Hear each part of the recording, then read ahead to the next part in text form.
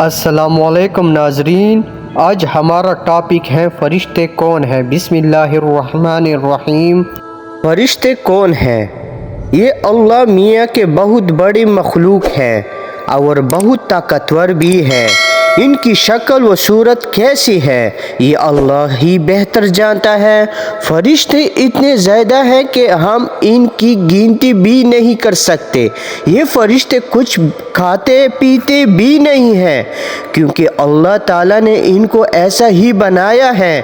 یہ صرف اللہ تعالیٰ کی عبادت ہی کرتے رہتے ہیں۔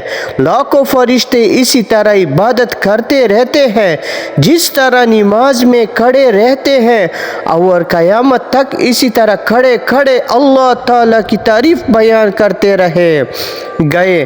اسی طرح رکوع اور سجدے میں لاکھوں تعریفیں کرتے رہتے ہیں۔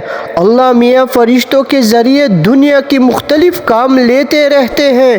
ان کے سب سے بڑے اور مشہور فرشتے حضرت جبرائیل علیہ السلام ہیں جو ہمارے نبی صلی اللہ علیہ وسلم کے پاس وحی یعنی اللہ کا پیغام لے کر آیا کرتے تھے۔